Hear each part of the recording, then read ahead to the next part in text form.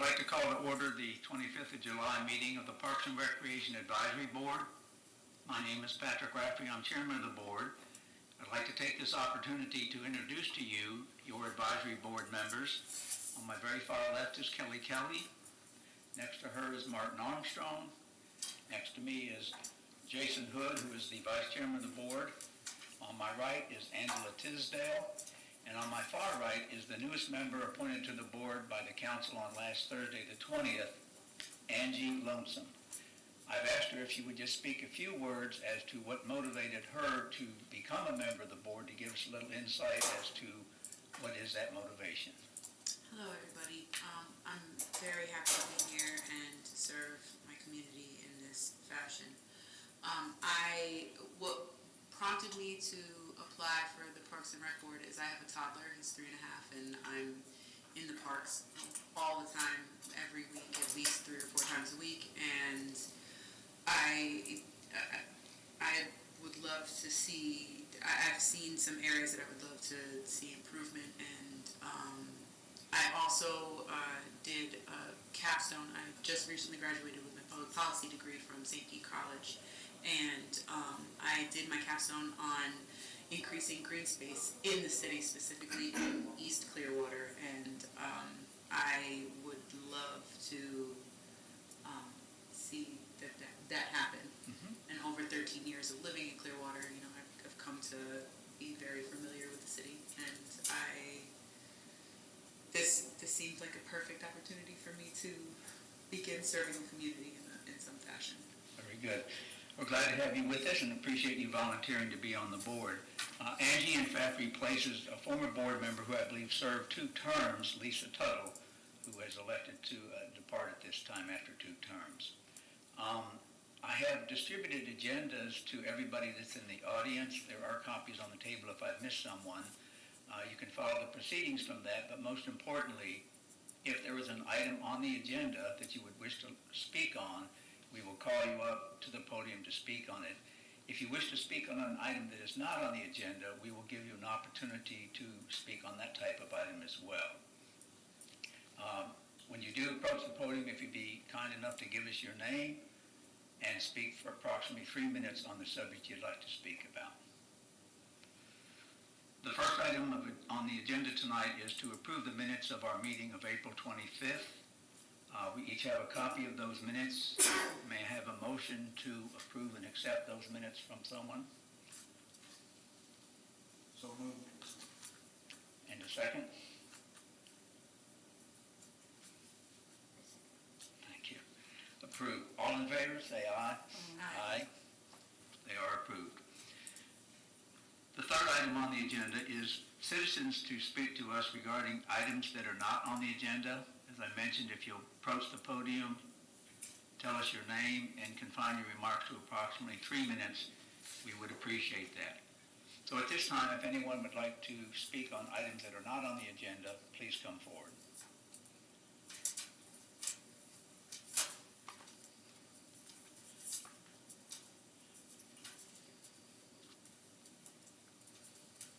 I'm Pat Dalton. Did you need my address or no? Okay. For a couple of years, I've attended the wheelchair tennis tournaments in Riverside Park in Tampa, and I got to know some of the wheelchair participants, and I was curious to find out where they came from, all over the state, but a good many of them come from Pinellas County. And so I said, where do you practice and where do you do? Well, we practice at McMullen. I said, well, why did you choose McMullen? Because we can reserve the courts. We can't go around all over the place trying to find a court that we can practice at all the time. And we need a place. We can reserve the court, and we need to have facilities close by in a flat surface, obviously. And they want it cleaned of debris. Many of our tennis courts, like the one at Morningside, often has debris on it, so you have to be able to pick off the tree limbs and that sort of thing. So I inquired to how it works at Tampa, and it turns out that their fees for a rec card are $15 and $30 if you're a non-resident. Here they're $7 and $180. Our wheelchair participants aren't necessarily all from Clearwater. Some might come from St. Pete or from any place. And I'm wondering why we are requiring our wheelchair participants who like to play tennis having to pay any kind of fees. I think that they should be being able to play for free. at a specific time. I've taken this up a chain of our own department, Parks and Recreation, and I've gotten to the part where, well, we could put a sign on one of the other tennis courts that's not manned that says between such and such a time, these wheelchair people can use it. Well, what about the debris? I look at Morningside and I say, well, we got tennis courts and they probably could use them, but the problem is you got to go around the hill and down the other end of the park to get to the facilities. And it seems as if they're having to bring their, besides the wheelchair that they always use, they have to bring a sports chair. As you know, when you're playing basketball in a wheelchair, you're playing tennis in a wheelchair, you have to have a special chair. So, I mean, they're already dragging these things around and already have a handicap that you and I don't have. And I'm thinking, we ought to be magnanimous. If we can put out that park out there, we can certainly cover the fees for anybody who wants to play wheelchair tennis. We could even get someone who'd like to teach wheelchair tennis. They have one over in Tampa, and he's willing to come over here to do it. We could have children's wheelchair tennis at McMullen. We could have veterans wheelchair tennis. We could have adult wheelchair tennis. In fact, I would really like to see this happen. I think we should be doing this for the citizens, whether they are residents or not residents in the city of Clearwater. Let's make McMullen Booth, which has a lot of tennis courts, and quite often they're open. I live real close. Check it out. So thank you for considering it.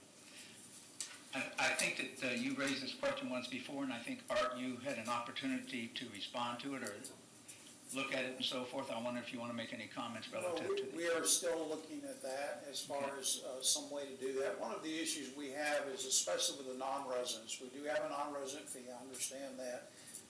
And the citizens of Clearwater are the taxpayers that do pay for those courts. And so that is the reason we have the fee. The fees are different from all municipalities. Tampa different from St. Pete. St. Pete has no fee. I know. Orgo has a fee. They're all different. But those fees are set by our city council. And so to change those or to make an exception to that, we would have to look into that. So let us see if there's some kind of program we can do or co-sponsorship we can do. I have not really taken that on yet, but I will be happy to do so. I think it would be quite a shining star for the city of Clearwater in the middle of the county to be the one that does it. And I would like to see that fee. $180 is quite expensive for most people, not whether they're in a wheelchair or not. I was wondering, just out of curiosity, I've been on the board since 2019, and this is the first time I've heard about this issue, quite frankly. I'm wondering, Art, if you've heard from wheelchair people about this problem or from anybody, even at McMullen Booth Tennis, about Our that. McMullen Booth tennis player, the employees that are there, they do address that. And Okay. that's one of the reasons, like you said, they love to come to McMullen because they Right. can observe the courts. There is a fee involved. Everybody that does come to those courts, is by reservation. Certainly is something that we can look at. We also charge more in fees than Tampa does, and I think St. Pete doesn't charge at all. $9.50 to play singles, and I think it's $7.25 or $7.50 for doubles per person. So we're on top of your recreation fee you have to pay to Right. play. Okay. And I think that should be. Anyone from the board have any questions for you? Okay. Are there any other residents who would like to speak on a subject that is not on the agenda?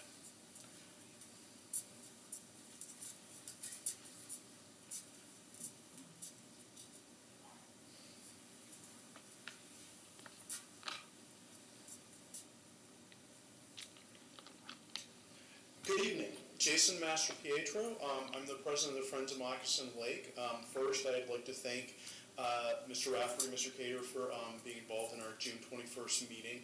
And I'm up here to speak actually to anybody that's in the audience or anybody that's watching, observing this online, or is going to be watching later, that we are looking for additional members if somebody is interested in assisting with our nonprofit. What we do is we serve in various roles. Some of us are volunteers. There's Birds of Prey programs there, which is ranging from kestrels up to bald eagles. There's people that work with some of the turtle pond. We have a butterfly garden. It's a 52-acre park, and it's staffed as well. So there's at different times summer camps that run there. There are a number of Boy Scout, Eagle Scout projects that occur, and some of the different roles that people are doing as volunteers is, like me, I'm advocating for the park right now. That's what I do. I keep kind of things rolling with our Friends group, and I just talk to other people about what we're trying to accomplish. We have a movie night that we run every year. We bring a big truck in. We've shown Jurassic Park. We've shown Fantastic Beasts and Where to Find Them, and we do themed events surrounding that before we're actually showing the movie, and that's free to people that just want to come in and see it. That's something that our group funds as part of it, and the city funds as well. So again, we're looking for anybody that might be interested in taking part with our group. Thank you. Could you give us an address that they might reach out to you via email, or how to get in touch with you, or anybody from the park? It's friendsofmoccasinlake@gmail.com. friendsmoccasinlake@gmail.com. Oh, I'm sorry. friendsmoccasinlake@gmail.com. Very good. Okay. All right, thank you. Thank you. Yes, I have visited Moccasin Lake Nature Park. It's a fabulous 52-acre park, and this Friends group is fabulous. They're well organized. They're very enthusiastic, and all volunteers in that park does need their assistance. I would encourage anyone that would like to do some of that work to consider volunteering to become part of the Friends group. Any comments or questions from the board at all on that?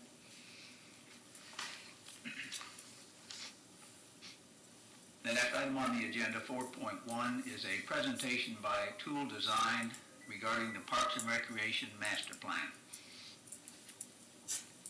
Yes, Board, I'd like to introduce to you Andrea Ostroka. She is with the Tool Design, Inc. They are here in Clearwater for the last 3 days, and they'll be here tomorrow as well. They are helping us with our master plan. It has not been updated since 2013, so we're just happy that she and her team are here, so we'll turn it over to her. Thank you Thank very you. much, and thank you to the board for allowing us the opportunity to share what we're working on with you. I am here along with my colleague Christine Dalton, who will say a few words in a few minutes. She's the president of Dalton Studio. We are working in collaboration with the city to create this new Parks and Recreation Master Plan. There we go. The purpose of the master plan. Just those, okay.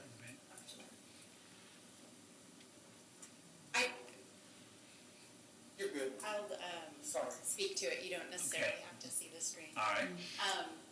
The purpose of the Parks and Recreation Master Plan, or should I say purposes, is to help guide the city in decision-making going forward, to help the city be a good steward of the natural, cultural, and historic resources within the city, to provide recreation, all types of recreation opportunities for its residents and visitors, to provide a reliable and responsive customer service, and to help guide in the equitable distribution of resources.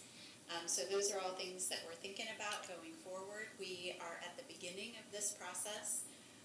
Generally, the way that we do this is we collect data on what's happening today. How many parks are out there? What are they used for? What condition are they in? We're going out and surveying parks. I'll talk a little bit about what that entails in a moment. But then we're also talking to residents and community members and business owners, stakeholders like yourselves. I've seen several of you at our meetings so far, so I thank you for participating, to collect information. We're asking people what they like and what they want to see more of, what might concern them or what might frustrate them, what they want to prioritize going forward, and if there is anything missing that we should be thinking about for the future. Then we're going to distill that into a long-range vision, make recommendations, create an implementation framework that will help us guide the city's decision-making, and then incorporated in all of that is historic preservation planning. So thinking about the resources that you have today, being able to celebrate the history of Clearwater, preserve those, and highlight things that have been important to the community for a long time and that are important for residents to know going forward. So as I mentioned, we're at the beginning of this process. This is the listening phase. So this is what we've been focused on while we're here this week, is listening and learning what's happening today so we can help create a framework for going forward. Our neighborhood workshops have allowed a number of opportunities, ways for people to be engaged. We've asked folks to tell us what they want to see or where they have concerns. They've put those on maps. They've also talked to different members of our teams, and we've been taking notes. These are, I'm happy to share this presentation with you afterwards, but we also asked people to put dots on things that they want to see more of. So we've showed pictures of different types of sports facilities and amenities and programs. So people have been able to tell us whether they want more basketball courts, for instance, or more shade. And it's been really helpful to hear what folks are, what's important to people. We also have a survey that's out. We'd appreciate it if you have any way to share it. The city has been fantastic at getting the word out for the survey. We have hundreds of surveys back so far, and we've been facilitating those at the public workshops as well. Also this week, we've been visiting each of the park facilities and taking notes on various things, from available signage to if how accessible are there. Their connected sidewalks are there, transit stops nearby. We've been looking at different kinds of facilities, from playgrounds to sports fields to water access. We've also been looking at the way that people are getting there. So you can see a photo of a scooter here, as well as the different facility types, including gym facilities, workout facilities, and the co-location of other civic structures like libraries. Speaking of libraries, libraries are a great resource for us to better understand the historical resources of the city, and this is something that Christine has been focused on. Hi, everyone. So, as you know, your city was established in 1915. That's right there behind you. And with the founding of your city and the development of your city came the development of your parks. And now you have an abundance of parks. But some of those parks are older, your more original parks, and they have really evolved over time. One of the things that I'm looking at is, what is the history of those parks? How did they develop? How have they evolved? How are they being used today? And how does that connect the citizens to the past? The more they can learn about Clearwater's history, the more they're going to have a sense of ownership and pride and sense of place. Walking through the parks, too, is a good opportunity to educate your citizens on Clearwater's history. So, where's our clicker? Okay. So, some of the things is, as I said, researching the history and development of your parks. That's going to result in a written document for you all that actually has a timeline associated with it and a narrative. So, how one was created, how it evolved over time, when different parks came online. Maps and graphics that reflect this development and the location of parks that we consider historic. So parks that might be 50 years of age or older may be considered historic. What I'm also looking at is, are there any structures within the parks or around the parks that may have some historic significance? So when you're standing within your park, is there a historic landmark across the street from the park that someone within the park may want to learn more about? So there may be an opportunity to do some interpretive signage relating the history of that. And this is also not just going to result in a report that has all that historical information that we're compiling, which is going to include anything from old photos to old postcards, potentially information from the old postcards that people may have been relaying in the 1920s, visiting Clearwater parks, and this is what's happening. But also what you can actually physically potentially put in your parks and how you might be able to get grant funding for that. So things like heritage markers or even QR codes to do a history walk. So the report is also going to have some recommendations of how that could be, the information could be utilized. I just wanted to tell you some of the things that we're looking at from this perspective when we go to the parks and we do the surveys. So we're looking at building structures or materials. These could be large buildings, small maintenance buildings, band shells, fountains, kiosks, even old park benches or old park lighting if you have any. Are there any public art installations? There is a big overlap with historic preservation and cultural activities. So where might there be a potential overlap to introduce some art elements that may tell the history? Murals are a good example of that. And also, are there any features in the park that are aimed at educating the public about the park? So one example is I've talked to a couple of people now in the neighborhoods about the naming of Cherry Harris Park. So I guess it was known as Marshall Street Park for a very long time. So some people don't know why it's named Cherry Harris. Can there maybe be some signage there that tells who Cherry Harris is and why the park was dedicated to her? And actually the origin of a lot of your park names are that, where did these park names come from?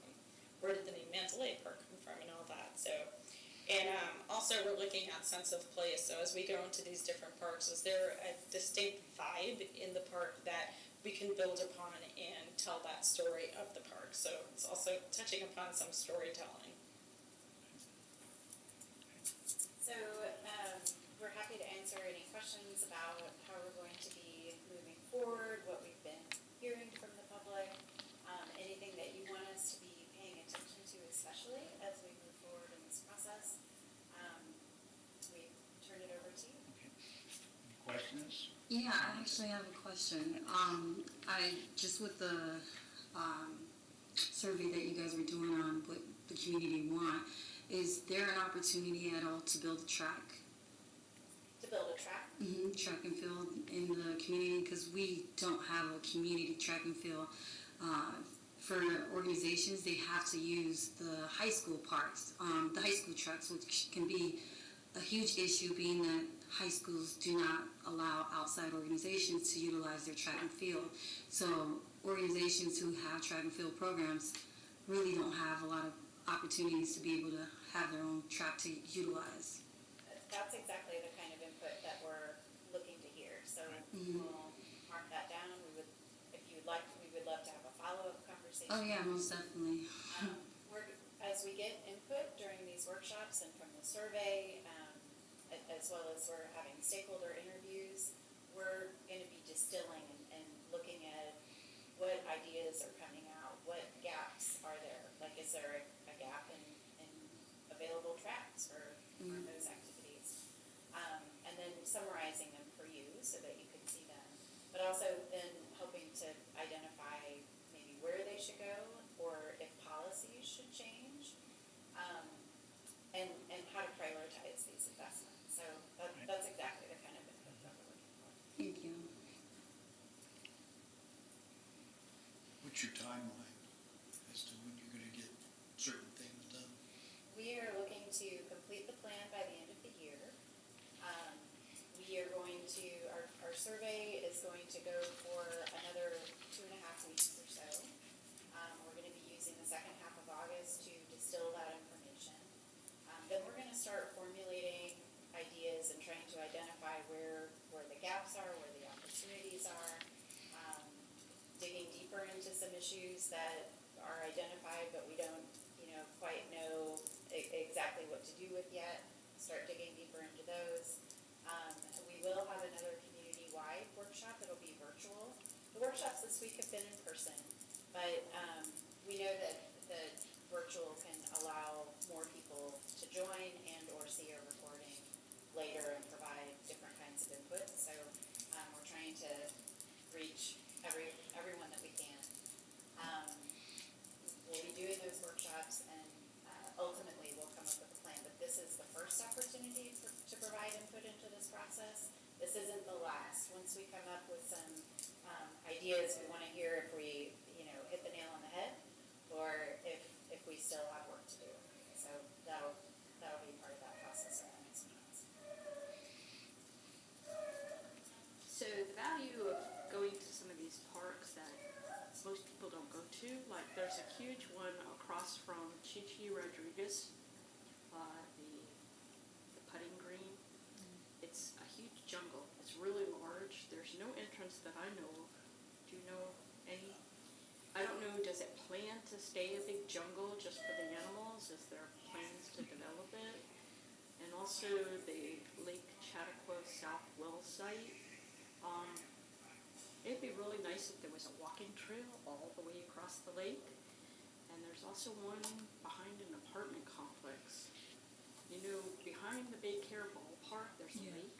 That'd be nice if there was a walking trail all across that lake as well. So, any plans for some of these parks that nobody ever goes to?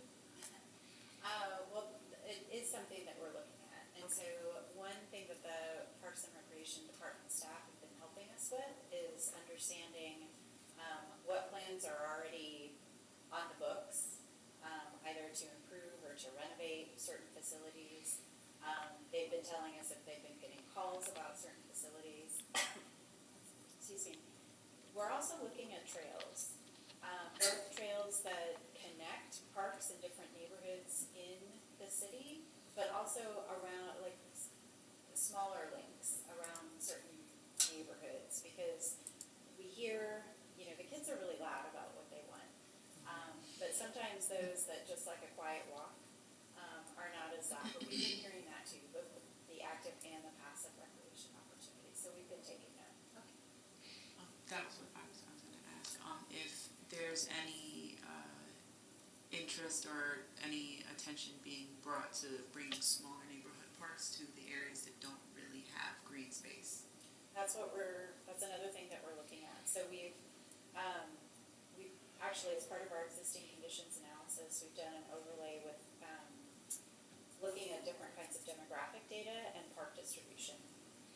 There has been a trend in parks investment, not necessarily in Clearwater, but just across the country, in sort of big facilities that attract the whole city, and those are important, but we hear from residents in every city that they really want neighborhood parks. Just places where families can go, that kids can run around, that people can meet in the evenings or the weekends. Excuse me. So we are looking at that. And where can we direct someone who has a good idea or would like to give input to you? Where can we direct them to leave their comments for you? On the city's website, excuse me. On the city's website, there's a link to our project page. Okay. And I can work with Art to make sure that you all have access to that. If you want to share that with your contact lists or partners or neighbors, we would appreciate that. There's a link to the survey in there, as well as an interactive map. And the last meeting for tomorrow is located at, It's here. okay, here. Main library right here. Okay. Yep. And at 4 o'clock still? I think it's 5:30 to 7. Yes, that's right. 5:30 to 7. Okay. Yeah, I'll be coming to that one. I think I'd like to add that when Tool Design was selected to do this work, if I'm not mistaken, there was a 27-page detail of your background and experience in doing this type of work and how you approach this type of thing. And it was not exciting reading, but it was very detailed reading with respect to what they do. So the magnitude of the thing that they're trying to accomplish for us is significant. Also, I think they're in the listening mode, which I think is fantastic. They want to hear from the residents. They want to hear from everybody, every geographical area, every age level, as to what their ideas are. And the two ways to do that, of course, is the live public forums that they've had, of which there'll be one tomorrow here at the main library. But more importantly, I think, because it gets across to most of the residents, is this survey. The survey is very detailed with respect to what park do you go to, for example? What do you like? What do you not like? What would you like to see? There's multiple questions that if those are answered and you take the time to supply that information to them, they will have an excellent idea as to what that person from that area feels is important to them, and that's the gathering of information that is so important. So I would like to encourage everyone to take that survey and to provide the information to them so that it'll help them make their decision. I would also like to make note of the fact that the deadline of having this completed being the end of December of this year also tails into the idea where the Clearwater 2045 group is awaiting the Parks and Recreation Master Plan to be completed before they incorporate it into the Clearwater 2045 program. I learned that at a presentation they made because I asked about, if this is not to be done till the end of the year, how would that work? So when their work is done, it will be included in that program for Clearwater 2045 program. So it's very important work that's being done. It's a lot of listening, a lot of information from a lot of different people at different age levels. The only question I had, and I think I know the answer to it, but I would like to hear it perhaps publicly, is when all of the ideas come in and they are distilled, and that distill will be a very tough project of all the things that people would like done.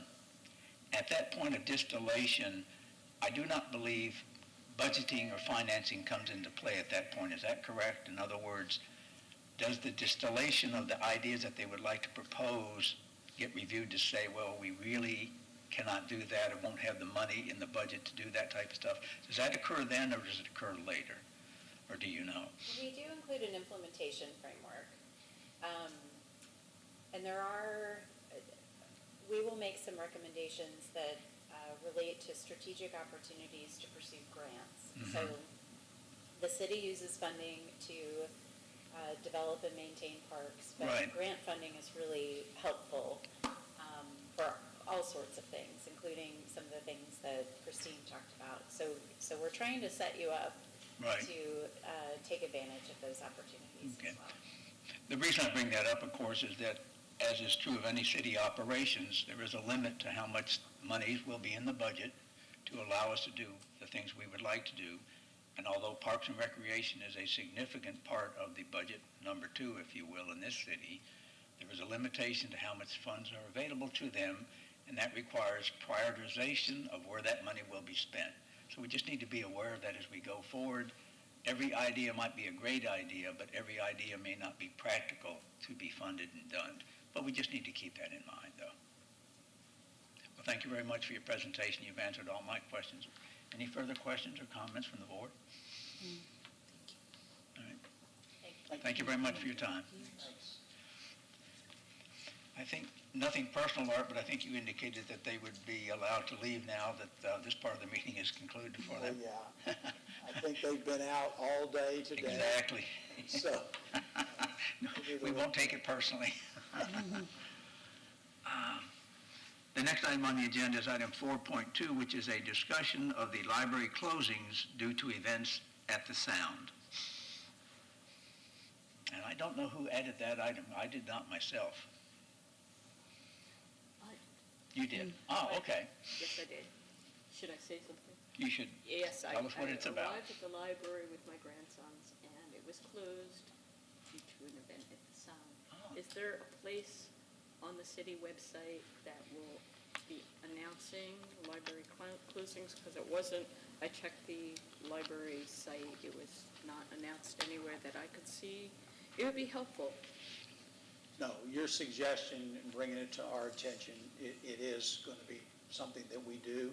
Basically, the closing of the library is by the library director. Mm-hmm. So, we look ahead toward the schedule that we have, but ultimately, they are responsible for closing the library. What I think we will do is just like you suggested, to kind of get ahead of it to see whether or not we'd like to keep the library open if we can. We found there's been an increase of people that come down to the park, and they also, guess what, they come to the library, maybe for the first time or just to get into the air conditioning. But so we've seen a little increase. So there's kind of competing things that are going on there. Right. But your idea of basically putting the hours online as soon as we can, we'll look into it, okay? Yes, so it's announce it somewhere, rather Right. than having a whole bunch of people show up and crowding around the door and seeing it on a poster at the door. Right. I don't. Well, it should not, most of the concerts that are held are on the weekends, although there was one, as a matter of fact, last evening. And I was not aware of whether the library closed down or not on that one. But in any event, we will follow up on it. Yeah, that's what I was going to ask. Is it safe to assume whenever there's a concert event that the library is going to be closed just because of the noise and extra? No, they said that it is, that anytime that there's an event, that the library will be closed. Okay. Just because they're trying to also protect the scenery, which everyone can be able to see from the second floor, the events that are taking place.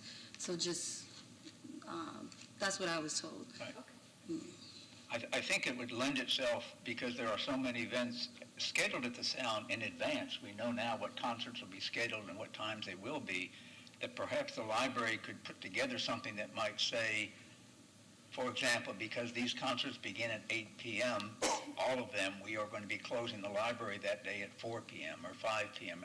Lend itself to some regular shutdown period. And of course, this is a library decision. I'm assuming it's not really Parks and Recreation. It So. really is, but we work very closely with Okay. them. We do need to work the issue out so we communicate better with the public. And you are absolutely right. Whenever we have these concerts, it's traffic, it's parking, and it's a lot of other things that, with the venue. Right. We have very limited, basically, handicap parking and or special needs parking.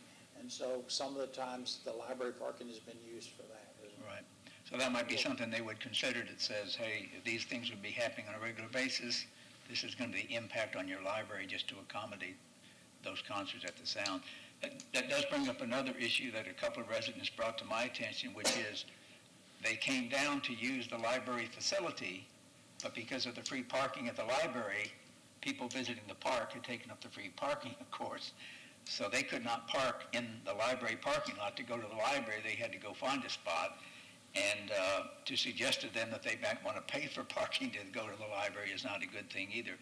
But I think that's a bigger issue that the council is going to have to take a look at relative to the tremendous demands on parking for not only the events that are being scheduled, but just people wanting to come down and come into the park. And if I'm coming down to the park with whatever, I'm going to use a free parking spot in the library for sure. And there's not that many there. So that's something else we'll have to keep in mind as well. Any other comments or questions regarding that subject? We'll move on to the next item, which is item 4.3, an overview of the updates and the visits to issues discussed at the June 21st Friends of Moccasin Lake Nature Park meeting. This is an item that I put on the agenda. Quite frankly, as some of you may recall, the Friends of Moccasin Lake Nature Park spoke to us in our April meeting, indicating that there were a few issues at the park they wanted to bring to our attention. And I had not been to the park recently myself, so I elected to go down there and to have a tour given to me by Lloyd Simmons, who is the FTE responsible for that park. We walked around the whole park. We talked about a variety of subjects and so forth. It's 52 acres. It's an absolute gem of a park. It is very, very good. It does need some work, and upon my return, I was able to send some observations of mine to Art Cater and his group in advance of this meeting on the 21st of June. And I would have to say that from the invitations we received to go to that meeting, believing that we would provide some type of update to them under the leadership of Art in conjunction with Sean Beasley and Matt Anderson, they came and made an excellent presentation of what they were doing on behalf of the items that were raised by the Friends. And Art, if you'd like to just briefly go through some of those things that we discussed and presented to them that would be happening as a result of their appearance before us, it might help. Absolutely. One of the items, we have a boardwalk that actually is a loop in the park, and unfortunately for almost a year now, we had erosion that occurred on the boardwalk, and the pilings basically became loose, and it's unsafe. So we've had to close it down for the last year. We are right at that point where we've already done all the engineering, we have all the permits, and now we're getting the pricing from one of our contractors. So I hope to have that go before the council within the next, I don't have it on the agenda, excuse me, but in the next couple of months. Right. Hopefully we're looking at probably September to be able to do that. That means we will get in. The project will not take that long, probably 60 days. It took a year to get the permits. So anyways, it won't take that long to fix it and open up that loop.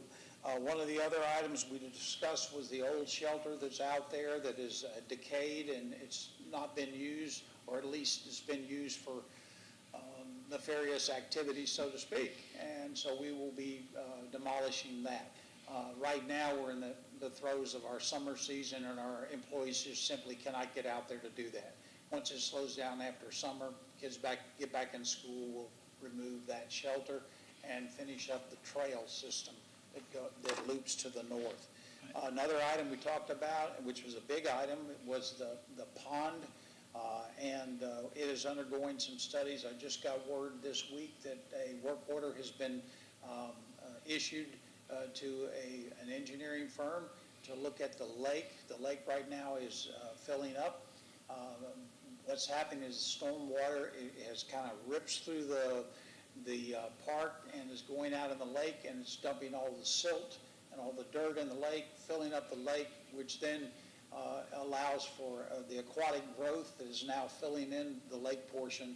And so we are addressing that. The good news is we're going to get the engineering report back with solutions of what we can do now that we have this. And there are several things that could be done to improve that lake. I think one of the other things we talked about was the little pond that's up on the north side. That it's green. And it's not supposed to be green, but it is green. And basically what it is a catch basin for all of the storm water coming down the hill and from other of the storm outlets. And it catches all of the trash, debris, bottles, anything floating down. Unfortunately, it's not very pretty to see if you're in the park and you go by, and we have not cleaned that out. So we're working on a plan to do it more regularly than just the times when people see it. So those are the updates, and they were good updates, and appreciate being able to go out to the park and meet all the people. Yeah, I think the people that attended the meeting were very, very impressed with what the Parks and Recreation Group was able to come forward addressing these individual items and so forth. And I certainly got an education with respect to that area before the pond that is actually serving its purpose, which is to collect all that stuff and not allow it to get into the pond. So you will see the pond looks very nice, and this area of green, if you will, is blocked off from contaminating it. So it's doing its job, and it does need to be cleaned out, however. But I thought it was excellent with their response to the issues that were coming up.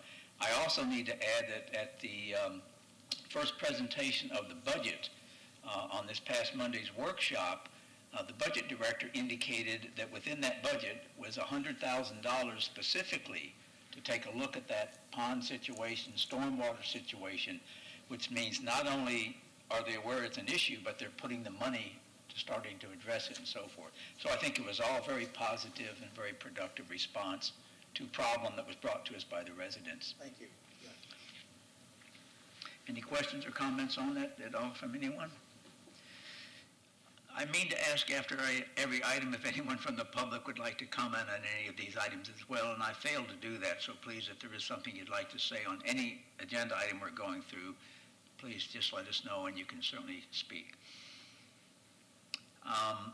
The next item on the agenda is 4.4, updates on the hub review and upgrade of that facility. This is an item that I added on because it has come up before in discussions with respect to the Parks and Recreation 15-year plan. And when we talk about the hub, we're talking about that area where we have the shuffleboard and the lawn bowling at the present time. I don't know if you've been down there or not, but it's an absolute beautiful place. I mean, it is, St. Joseph Sound is right nearby. It's off of Calumet. It's a gorgeous place. And they are looking at that area perhaps to enhance it. There's a great interest in maintaining the lawn bowling there. It's something that was started in the city of Clearwater in 1924. They'll be celebrating 100 years of lawn bowling in 2024. In addition to that, it has shuffleboard courts. So the idea is that perhaps there might be some enhancements that would be added to it that would make the other events, if you will, more attractive for people to participate in. So I kind of really wanted to have a discussion about it, to hear from Art as to what information he may have about any thoughts that have been given to that area as to what might take place there. Well, unfortunately, I don't have much more of an update than I did last month because right now there is no funding for that. The other thing is that our staff has been concentrated on the park, getting that open. We would be able to look more closely into it, especially when we get some funding to do some design work and do some more meeting with the public, so to speak, with those people that are there, the shuffleboard and lawn bowls clubs. They have been here for many, many years, and we certainly are not, if that goes out, we're not trying to get rid of any of that. We're just trying to enhance it so that we have we think, an underutilized park, so to speak, and we'd like to be able to do it so that we can use that beautiful piece of property right there on Stevenson's Creek One of the ideas, of course, which we already have people doing, is have a kayak launch or canoe launch down there. And to be able to promote that, we've sort of heard around the city that a lot of people are desirous of something like that. You can get right out into the, of course, the intercoastal very easily there. But to be honest with you, we have not gone any further than that. We will have several public meetings on that before we make any major changes. And so that's the best update I can give you. Okay. I will take the courtesy to ask if there's anybody from the public, Ellen O'Donnell, who would like to speak on this particular subject.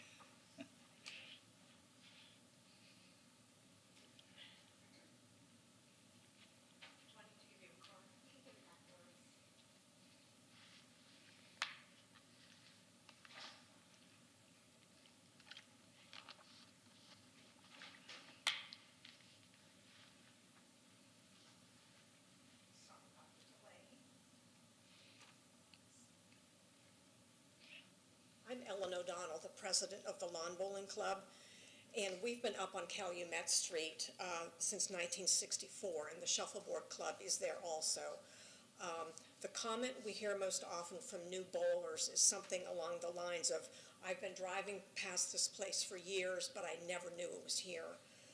So I think probably the most cost-effective way for the city to increase people going to that area and not really having to build a lot of huge buildings and whatnot would be just to advertise it, to let the citizens of Clearwater know that the lawn bowling and shuffleboard complex exists. Lawn bowling is one of the best kept secrets in town. The city recently let everyone know Coachman Park was reopening, so why not let everyone know that lawn bowling and shuffleboard is available? In Central Florida, in the town of Mount Dora, with a population of only 20,000 people, they have a lawn bowling club with over 200 members. 200 members. So lawn bowling is a viable, popular pastime for people of all ages. And anyone can bowl with us. They don't have to join our nonprofit club.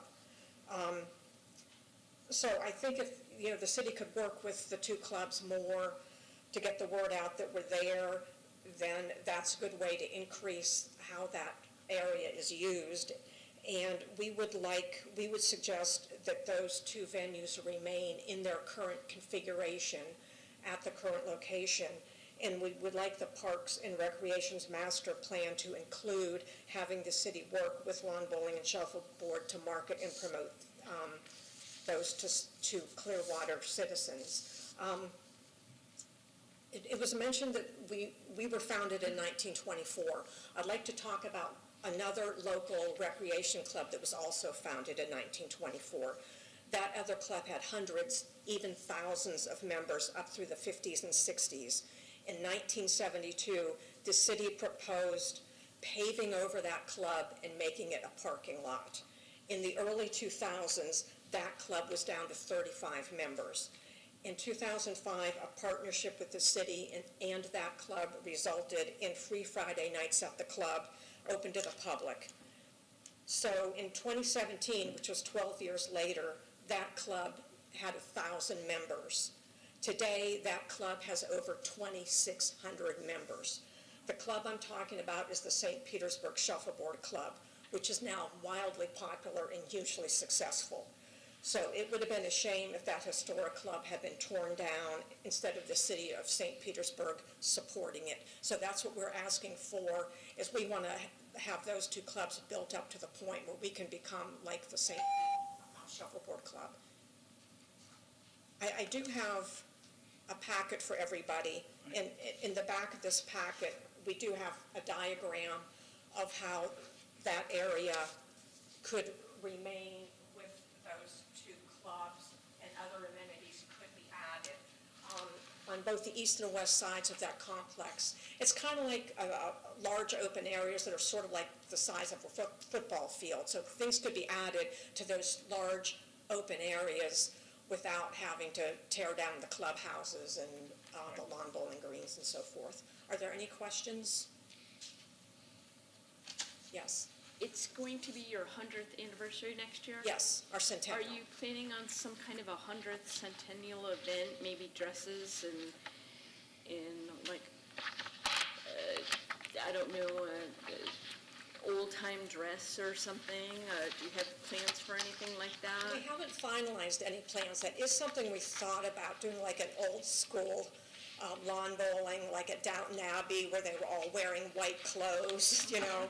But we don't want people to think you have to wear whites to do lawn bowling. So I don't know if we're going to do that or not, but we're definitely going to be having a lot of centennial activities, and we're just now starting to plan those. Our actual centennial is in February of next year. Could you announce for anybody watching when they can come down and participate? Okay, our bowling times, we bowl Tuesday, Thursday, and Saturday mornings at 9:30 in the morning. And we ask that people get there maybe about 10 minutes before that so that we know they're there. And if it's a new bowler, we can give them instructions. We can show them how to do it. We have bowls for people to use. That doesn't cost any money.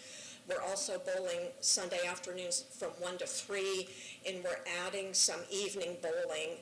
We're starting to add Thursday nights. We're still working on that. So even if somebody's working during the day, there would be evening bowling, Saturday morning bowling, and Sunday afternoon bowling. So we're trying to get younger people and families. Our club spent over $1,000 buying a lot of junior-sized bowls so that kids can come and bowl. Do you have a website? Yes, it's clearwaterlawnbowlingclub.org. Any other questions? Okay, thank you.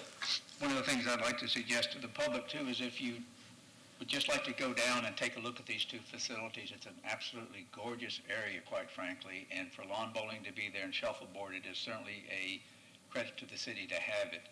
And the lady from Tool Design that is involved with historical things relative to our parks, I believe she's made note of the 1924 origination of the lawn bowling, because in the video call that I had with them, I brought that point up to her myself specifically to let them be aware of that.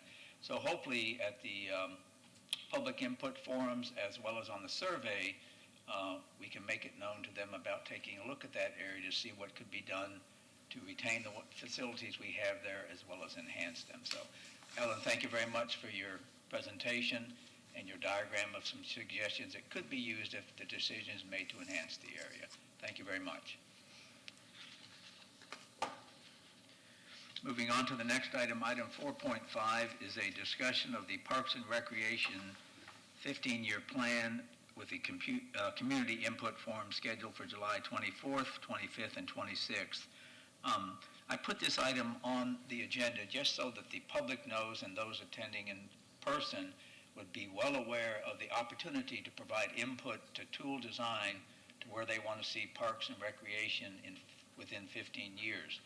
And as they are in the listening mode, they're there to listen, to hear your ideas. Specifically, if you have areas that you want them to look at or concerns that you have, you need to bring it to their attention. The last forum, in fact, will be tomorrow night here at the main library from 5:30 to 7, and I encourage everyone, including board members, to go down and, if not presenting something, to at least listen to what the residents have to say and the participation that we're getting at these forums, because without participation, you can't be heard, and they're there to listen. Does anybody else have any comments about this particular subject? Moving on to the next item, 4.6, discuss the contract with Seaby and Associates for sound consultancy at the Sound Amphitheater. This is an item I added simply because it was brought up and approved by council. Art Cater brought it up and it was approved by them, and I thought it might help ourselves on the board plus the public to understand what is the intent of this particular consulting contract relative to sound, the sound at the Sound, I guess. Yeah, I have Chris Cook, who works with us in charge of special events, and the city manager wanted to have this study done regarding the sound that the sound makes.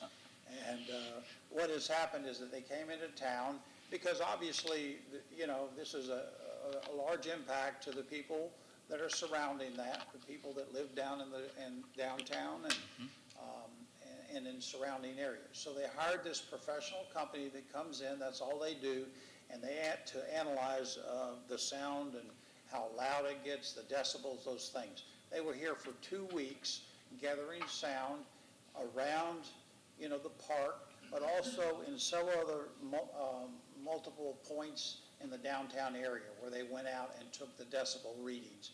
And then we're just now waiting for a report to come back, and then once we have that report, then we will analyze it and perhaps make some additions about it or adjustments that might be needed.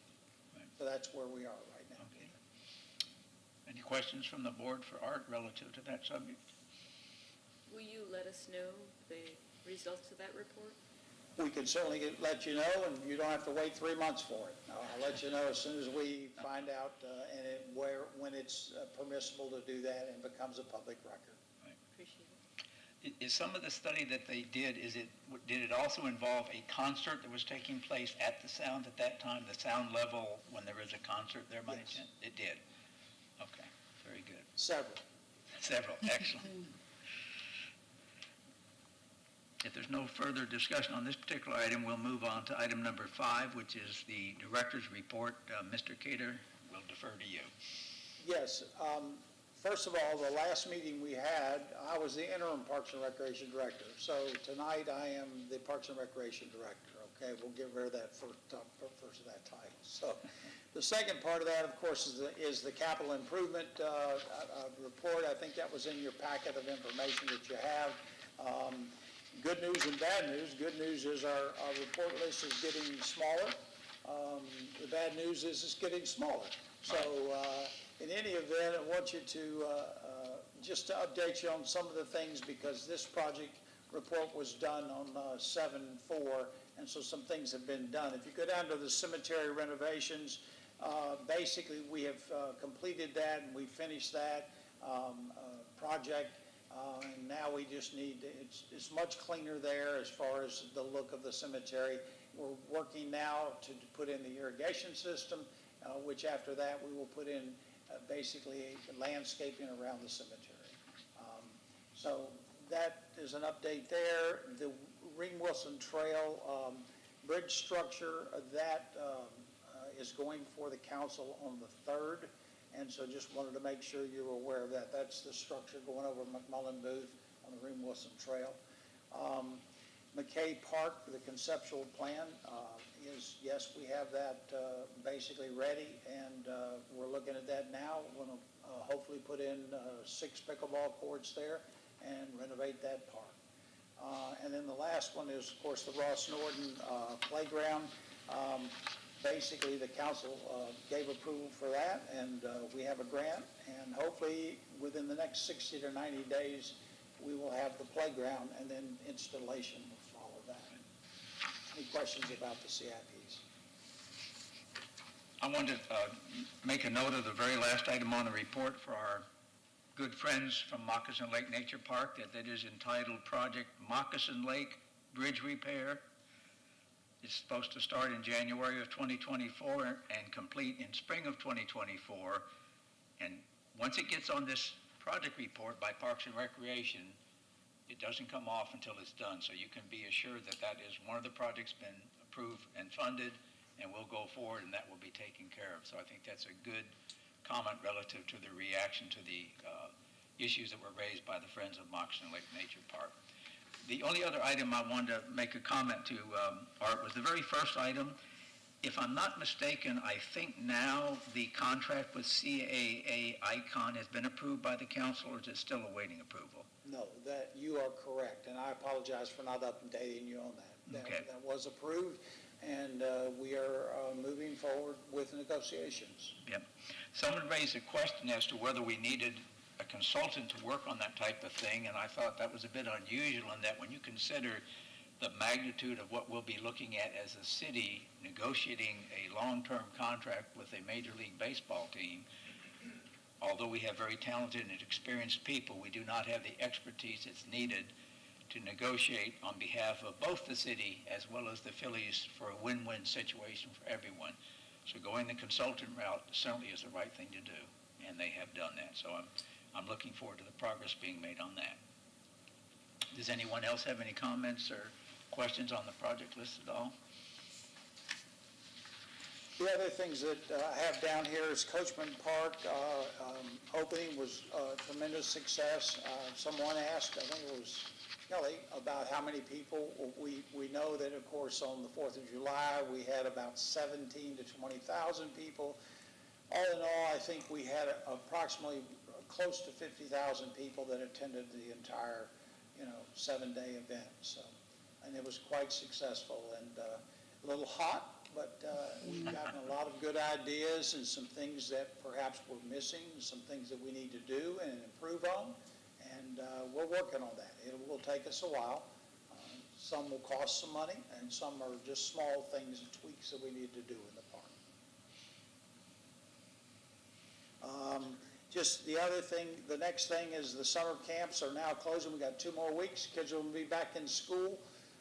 That's good news for those of us that have kids. But summer is ending, and I just wanted to just put this down, let you know, we had a wonderful camp program this year. Every single one of our slots were filled, and we just had some tremendous experiences with these kids. They have character awards that they actually give out to children in these different camps. They have 10 weeks, and they have 10 different characters, and they're having their award ceremony next week. And it's a special time. Parents can come and all.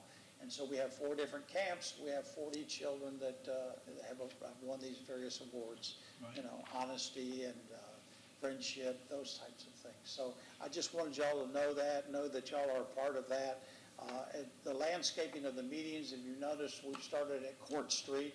Seems like we're going backwards, but we are landscaping the medians on Court Street now. We're moving right up on Gulf to Bay, and we'll continue landscaping of those areas. They are in need of it. Obviously, we've heard a lot of concerns and complaints about that, and our staff is working on it. You have to do it at certain times. You can't block up Gulf to Bay for too long because it is a main transportation hub that comes into Clearwater. But I did want to let you know that. We also had a question about the ownership of the Clearwater Country Club. The club is actually owned by the city, and a question was about can someone rent city property? And that answer is yes. We have, as far as public records, I apologize, was the rental agreements with the various renters of our parks or locations. Is it public record? And the answer to that is yes, it is. Kelly asked that question, right? Okay. All right. And Somebody else. yeah, she asked good questions, so I want to answer them. Okay? Exactly. Parks, she also asked the question about some park property that we have that is perhaps vacant and could be turned into a park at some time. One of those is already starting to be a park. It's State Street Park, if you know about that. And very active homeowners association has made that a priority for them and also a priority for us because they keep knocking on our door saying, can you do something, can you do something? And so now they have a nice start of a park. They have some fencing and some landscaping, and they have signage, they have picnic tables, and we are addressing that. There actually now is a capital project that will develop that into a park. So that's an example of one of those parks that we had reserved many years. We purchased it 35 years ago, that property, and it's just now being developed, and it will be developed into a nature park, basically, natural trails, education, those types of things. But some of the other properties we have over at Saul's Lake, there's some vacant property there, about 2.5 acres. The Delaware Trailhead is one of the examples of where we purchased property and we used it for a trailhead just recently. Cooper's Point Park, as you know, purchased many years ago by the county and the city. Beautiful piece of property, just waiting to develop that and open that to the public. There's Cooper's Point Park. There's North Nature Park That's 20 acres, that's up by the driving range on, what is that, McMullen Booth Road? Yeah, the driving range at Chi-Chi's. Just north of there is 20 acres, beautiful woodland. We call it Magnolia Falls because there's a fall. It goes down about 12 feet, I think. But there's a Magnolia Falls. It's not on city property, okay? It's just north of our property. We have 20 acres up in there. Again, it's just very natural. Nothing's been done to it. We have Cypress Wood Park. Again, these are all environmental type parks. Development could occur on them, but right now there is really nothing on them. D.D. Davis Park is a small neighborhood park. And then there is Gates Lake Park, which is on Missouri Avenue, and it was a FDOT property that we have there. So those are just a list of some of the parks that we've not developed yet. Yes? I have a question. With the State Street Park, when I walked in there, they have these little spur things. Spurs? Spur things. Yeah, I don't know what you call them. You're the plant guys. Sand spurs? Yes, they are so annoying. Do you take care of those? Do you, like, get them out of there? Or, I mean, how do you deal with that? Well, they're difficult. They live in Florida. They love Florida. Yeah, they're hard to get rid of. You spray them, you kill them, then you have dead sand spurs. They stick just as much as the green sand spurs. Yeah, like in the fields. I mean, can you rake them out? Or I mean, State Street is Running just around barefooted or something? no. I mean, I have long pants, and they like just clamped on me. Well, if they're in that open field area, absolutely. We can spray for them and we Okay. can kill them. But they are very difficult to get out I see. because of that. When you spray them and you kill them, if you don't rake them out or mow them and pick them up, then they're just Okay. round sand spurs. But thank you, it's a good comment. Isn't the work on State Street Park part of the ARPA funding that the city got? It is, A tremendous absolutely. amount, like Yeah, well, $700,000, I think, was allocated to State Street Park. So when they're done with that, that should be a gem It'd be as well. very, very nice. Absolutely. And I think that concludes my comments.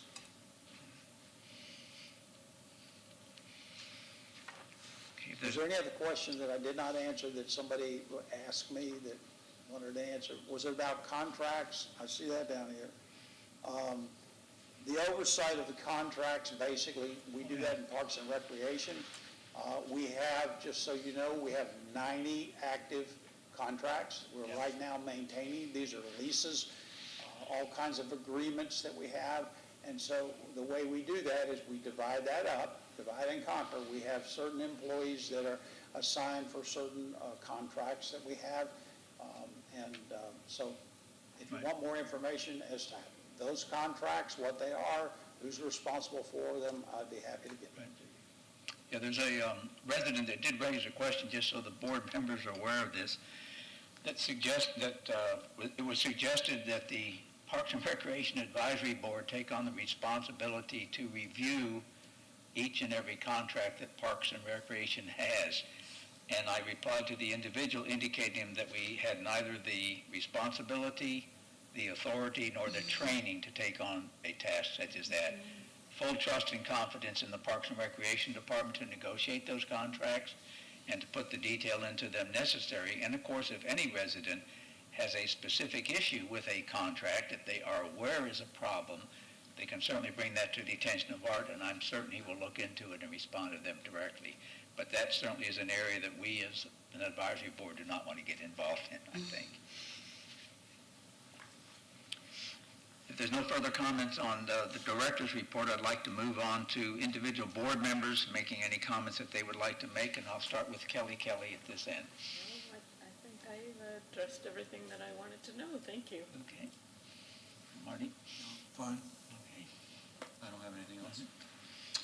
I did have a question. I wanted to know, it was a question that I had brought up before with the previous director on the co-sponsorships that the city of Clearwater has.